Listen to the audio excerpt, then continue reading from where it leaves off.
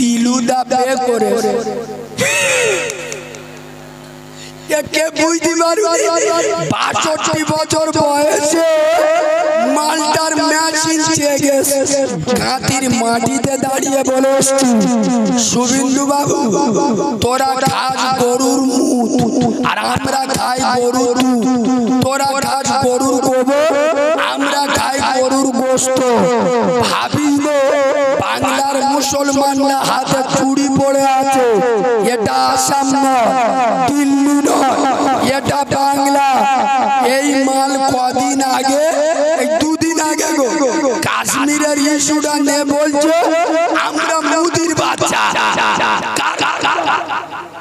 আমি যতদূর জানি মুদির বিয়ে হয়েছে নরেন্দ্র মোদীর বোন, নাম হলো যশোদা বেন। তার শুভেন্দুর মাকে আমরা যতদূর জানি নরেন্দ্র মোদীর কোন বাচ্চা সন্তান নাই।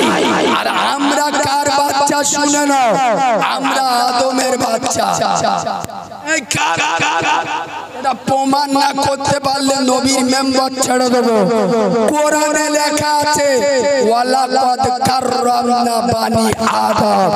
শুধু আমি একা নয়, পুরো আদম সন্তান যত মানুষ আছে সব আদমের বেটা। সুবহানাল্লাহ বলুন, জোরে সুবহানাল্লাহ বলুন।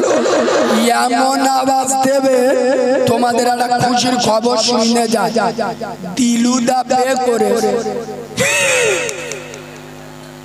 একে বুঝতে পারবি ৬২ বছর বয়সে মালটার মেশিন চেয়ে গেছে। মাল কদিন আগে বলে ২১ মমতা হেরে গেলে মোল্লাগা গুলি করবো, আর শুভেন্দু অধিকারী বলে ২৬ মমতা হেরে গেলে মোল্লাগা চ্যাং দোলা করবো। তা মোল্লারা কি মমতার ভরসায় বেঁচে আছে? মমতার ভরসায় যারা বেঁচে থাকে এরা মুনাফেকের বাচ্চা, বেঈমানের বাচ্চা। এতদিন মমতা ছিল না, বাংলার মুসলমানরা বেঁচে ছিল, কাল মমতা থাকবে না। এখন তো অভিষেক কাল কি মুসলমানরা থাকবে না? খোদার কসম পায়ে ধরে বলে যাচ্ছি আমরা ভরসা করি কার? চিল্লে বলো, আমরা কোন দুধ খা মায়ের লালে ভরসায় চলি না, আমরা ভরসায় চলি আল্লাহ। সেই আল্লাহর নামে এমন আওয়াজ দেবেন গোবর খাওয়া মালটা চোখ হলুদ হয়ে যায়। চেপ হলুদ পাড়া ছাবাল্লা খেপে গেছে, শালা ধরলি আমার আন্ডারপ্যান্ট খুলে দেবে। 50টা বডিগার্ড আর মোল্লাগা বিরুদ্ধে বড় বড় কথা বলতে, ও তো কুকুর শের হয়ে যাবে। আমার পিছনে 4টে বডিগার্ড। তুই কিরাম মরদের বাচ্চা একা কলকাতায় এসে ভাষণ দিয়ে যা। 50 জন মাল দাঁড় করিয়ে মোল্লাগা বিরুদ্ধে কথা বলছো, এমন আওয়াজ দেবে 3 বাপ বেটার চোখ নীল হয়ে যাবে। নারী তাকবীর হয় সবাই বলে চুপ বসে এরকম আল্লাহর নাম আওয়াজ নিলি গুনাহ হবে। একটু জোরে বলো নারী তাকবীর। ফুলের সুবাস চাঁদের হাসি নামাজ পড়তে ভালো। এরম নিচে কথা বলি শয়তান খেপে যাবে।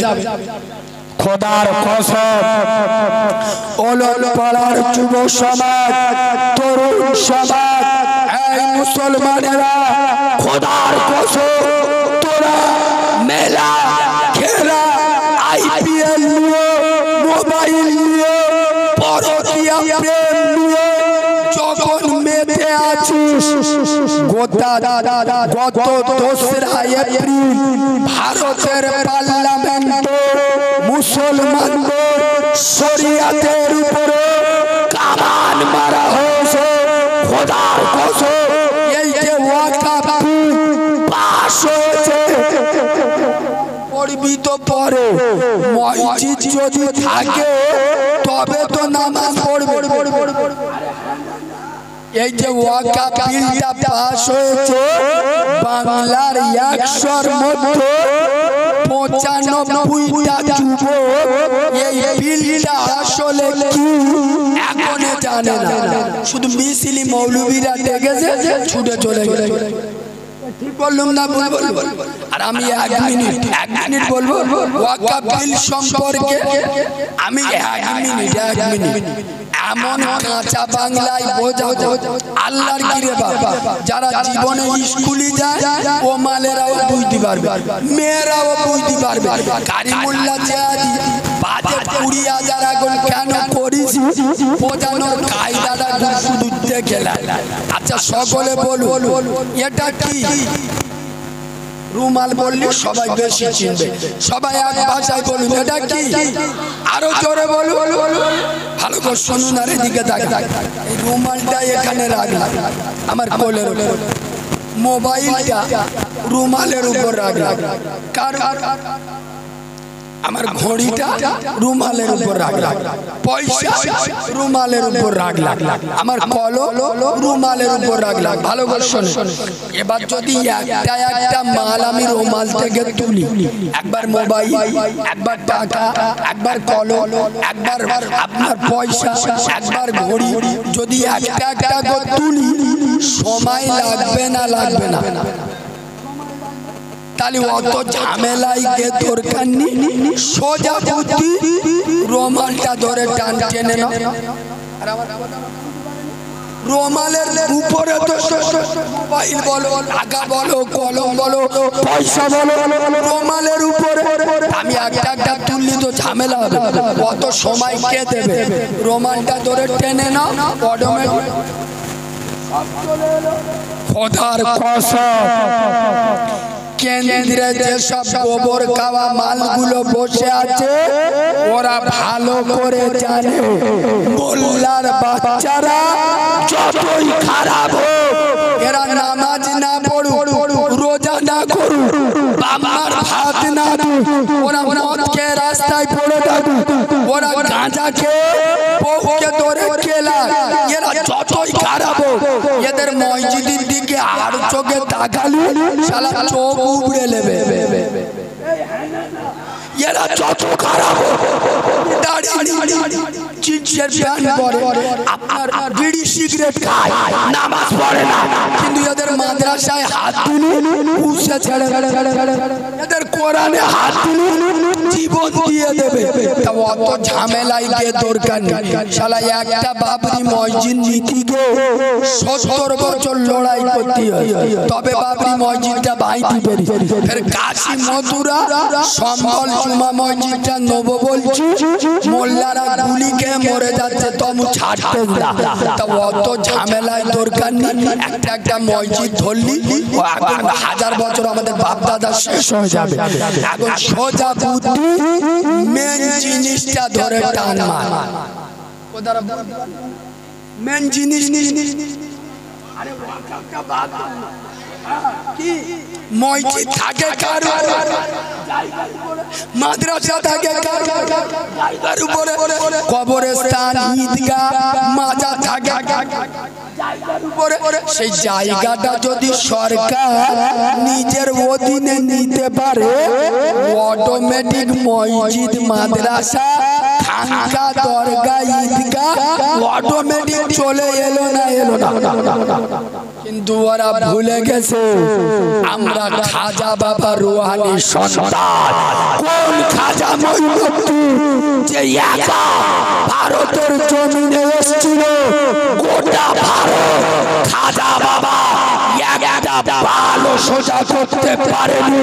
আর খাজা বাবা ভারতে একা নাই, তার 35 কোটি রুহানি সন্তান, তবলিগ, হিজবুল্লাহ, বিরলিয়াল হাদিস, দেওবন্দ, চিশতিয়া, কাদরিয়া, মুজাদ্দিদিয়া, শিয়া, সুন্নি, এক ইসলামের উপরে, এক কোরআনের উপরে, এক নবীর উপরে, এক কাবার উপরে দাঁড়িয়ে আল্লাহর নামে তাকবীর দেবে, গোবর খেকোদের প্রাণ খুলে যাবে। নারে তাকবীর, নারে তাকবীর। মুসলমানের চলো আমি তোদের সালে মনে করে দেখো কৃষি বিল পাস হয়েছিল সামান্য ভারতে 2% কটা কৃষক দিয়ে মাঠে লাভলো নরেন্দ্র মোদী চোখ হলুদ হয়ে গেল কৃষি বিল প্রত্যাহার করে নিল আর আমরা ভারতে 35 কোটি হুসাইনি মুসলমান আমরা কি হাতে চুরি পড়ে আছি এই কথা বলে না খোদার কসম ওয়াকাফ সম্পত্তি আমার পূর্বপুরুষেরা নিজের বাপ দাদার সম্পত্তি আল্লাহর নামে ওয়াকফ করে দিয়েছিল এটা কোনো চাওয়ালা চৌকিদারের সম্পত্তি নয় এই হলো পাড়া তৃণমূল করা মোল্লার বাচ্চারা সিপিএম করা মোল্লারা কংগ্রেস করা মোল্লারা আইএসএফ করা মোল্লারা খোদার কসম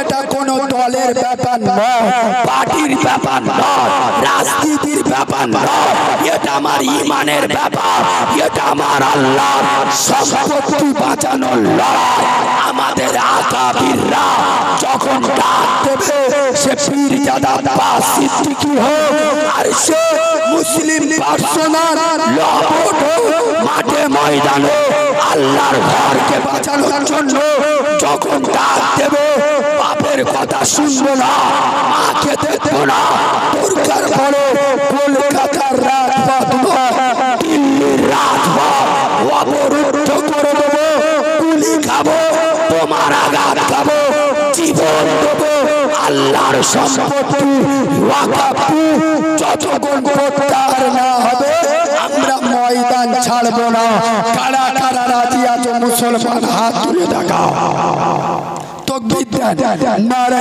তাকবীর নারে তাকবীর আদলাবাদ তবে এভাবে এটা বলার দরকার ছিল না ছিল আপনার তবে এখানে আমি একটা কথা বলবো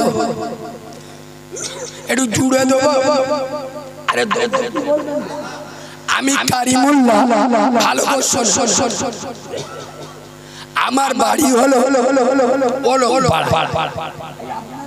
পাড়ায় আমার বাড়ি আমার মার বাপের বাড়ি মানে আমার নানার বাড়ি ওই কল্যাণ চেনেন বাক্সি রোড কল্যাণ আমি বোঝানোর জন্য বলছি ভালো করে শোন আমার বাড়ি হলো আমার নানার বাড়ি কল্যাণপুর এখন আমার মা আমার নানার বাড়ি গিয়ে মরে গেছে ভালো করে শোন কোথায় গেছে আচ্ছা এরকম হতে পারে না মউত কার কখন আসবে আমার মা বাপের বাড়ি গেছে মানে আমার নানার বাড়ি গিয়ে মরে গেছে আচ্ছা আমার যখন আমার মার কথা মনে উঠবে যখন কান্নার ইচ্ছা হবে আচ্ছা আমার তখন কি খালি কল্যাণপুরি গিয়ে কাঁদতে হবে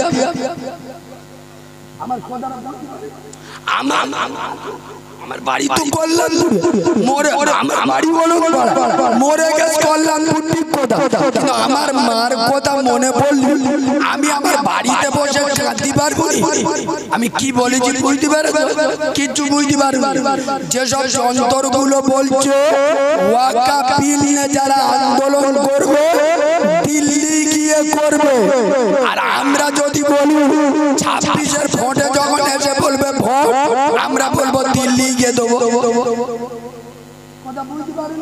আমি রাজনীতি করলাম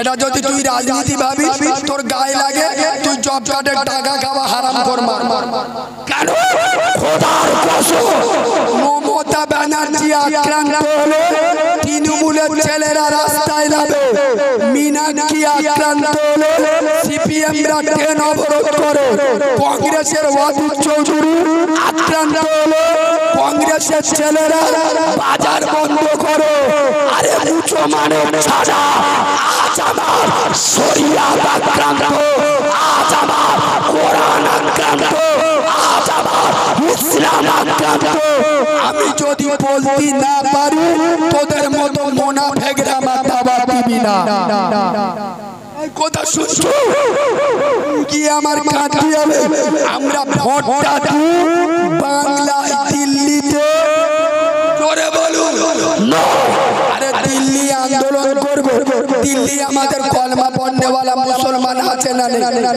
তারা সেকেন্ড করবে। সম্পত্তি নিয়ে নেবে, আমাদের বাংলার অগাপ সম্পত্তি নেবে না, আমরা এখানে কাঁদতে পারবো। তার মানে কি শোনো, মোল্লাদের বললি এক্ষুনি আমার গায়ে বলবে আব্বাস সিদ্দিকীর দালাল, এক্ষুনি আমি হক কথা বললি আমার বলবে পাটিবাজি করতে বসছে।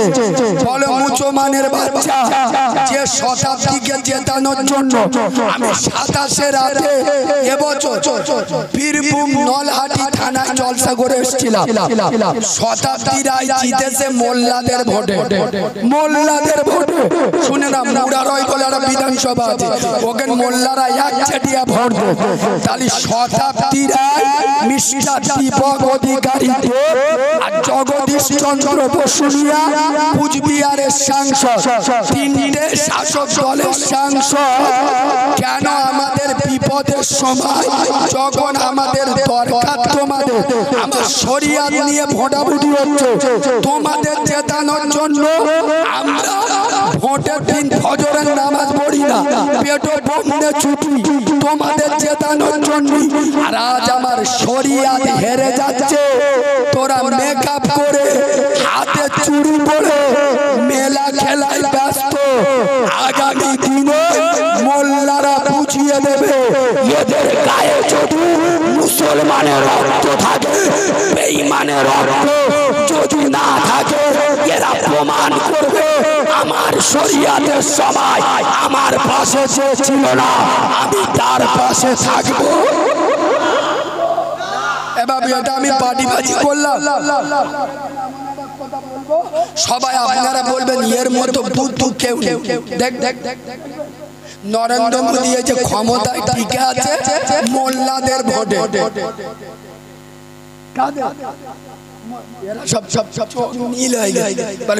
মোল্লারা কি বিজেপি করে? কিরাম কথা বলতে যে মোল্লাদের ভোটে নরেন্দ্র মোদী ঠিক আছে, এটা কারি মোল্লা যে বললো না, এসব ভাষা বলতে গেলে পাওয়ার লাগে, কোন বক্তার মুখে পাবেন না। 2024 সালে বিজেপিতে কেন্দ্রে এককভাবে সরকারে আসতে দুজন যে মেন সাপোর্ট করেছে, বিহারের ওই 4 নাম্বার মালটা, ওর নাম নিতে আমার ঘৃণা লাগে, নীতিশ কুমার। আর অন্ধ্রপ্রদেশের ওর মুখটা দেখবেন ছাগলের ফোঁটের মতো, চন্দ্রবাবু নাইডু।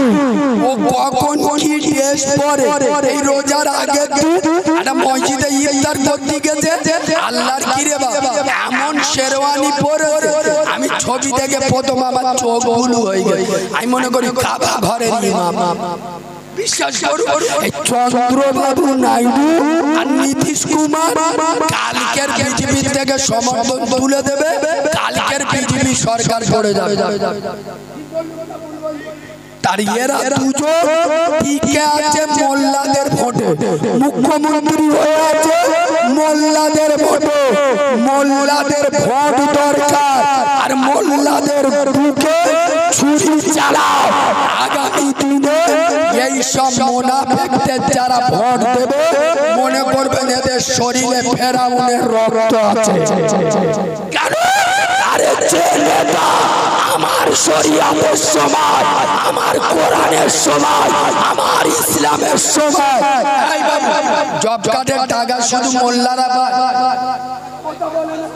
আবাস যোজনার ঘর শুধু মোল্লারা পায়। আমরা তোমাদের ভোট দিই কেন? যাতে বিজেপি ইসলামের বিরুদ্ধে কোনো খারাপ চক্রান্ত আনলে তোমরা আমাদের পাশে দাঁড়াবে। তাহলে যারা আমাদের বিপদে দাঁড়ায় না সে মাল লেগে কোনো লাভ আছে? খোদার কসম। তবে এর সাথে আমি ধন্যবাদ দেব মমতা ব্যানার্জি, তিনি আমাদের সমর্থন করেছেন। যে যেটা করেছে সেটা বলতে হবে। এই শোনো, আমাদের লড়াই কোনো সিএম এর বিরুদ্ধে নয়, আমাদের আন্দোলন কোনো ধর্মের বিরুদ্ধে নয়। 235টা ভোট আমাদের পক্ষে, মানে ওয়াকফ বিলের বিরুদ্ধে আমাদের পক্ষে ভোট পড়েছে 235। 40টা গোটা ভারতে মুসলিম এমপি হলো 40টা। তাহলে বাকি ভোট দেশ কারা? ফেরেশতারা। হিন্দু ভাইরা, খ্রিস্টান ভাইরা, শিখ ভাইরা লক্ষ্য করবে, এই মুর্শিদাবাদে দেখেছে পরিকল্পনা করে দাঙ্গা বাঁধিয়েছে। আপনারা যারা মিটিং মিছিল করবে খুব বিচক্ষণার সাথে, আবেগে চলবেন না, মিছিল কম করবেন, মিছিল কম করবেন, মিটিং জমায়েত বেশি করবেন, ভলান্টিয়ার বেশি রাখবেন।